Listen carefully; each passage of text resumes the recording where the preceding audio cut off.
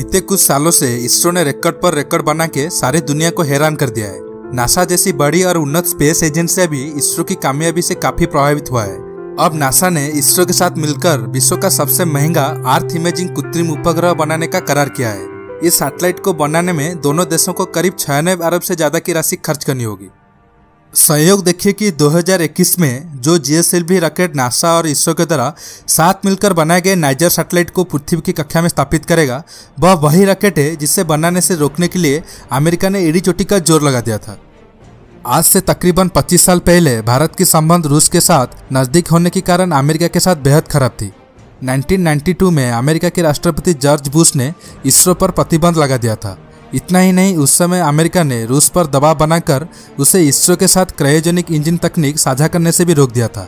America की इन सभी कोशिशों का मकसद भारत को मिसाइल विकसित करने की तकनीक हासिल करने से रोकना था, क्योंकि अमेरिका को डर था अगर भारत के पास ये तकनीक आ जाता, इसरो नासा जैसी ताकतवर स्पेस एजेंसी बन जाती। दूसरा, भारत ये तकनीक को मिलिट्री पर्पज से इस्तेमाल करके मिसाइल बनाता तो तब की अमेरिका का जिगरी दोस्त पाकिस्तान का नामो निशान दुनिया के नक्शे से मिट जाती। तमाम प्रतिबंधों और मुश्किलों के बाद भी इसरो के साइंटिस्टों ने GSLV को बनाने में कामयाब रहे। इसमें लगने वाला क्रायोजेनिक इंजन को भारत में ही विकसित किया गया। इसे बनाने की मुश्किलों की वजह से ही शायद इसरो की टीम GSLV को नट्टी बॉय नाम से पुकारा करती थी। कहा जाता है कि अगर अमेरिका इसरो पर प्रतिबंध नहीं लगाता तो अब इसरो जो कामयाबी हासिल कर रहा है, शायद 10-15 साल पहले ही ये सब हासिल कर लेता। इस 2 दशकों में दोनों देशों की आपसी संबंधों में काफ़ी बदलाव आ चुका है। भारत की स्थिति और उसकी भूमिका पहले से कई ज़्यादा मजबूत हो चुकी है। कड़वी अतीत को पीछे छोड़ते हुए इसरो और नासा 2200 किलो वजनी इस नाइजर सैटेलाइट को बनाने में जुट गए हैं। यह कृत्रिम उपग्रह अति विकसित राडार इमेजिंग तकनीक की मदद से धरती की बड़ी, विस्तृत और नज़दीक तस्वीर लेगा। इसे इस तरह से डिजाइन किया जा रहा है कि यह सैटेलाइट प्राकृतिक आपदाएं, बर्फ की परतों और हिमखंड का टूटना जैसी घटनाओं का तस्वीर ले सके।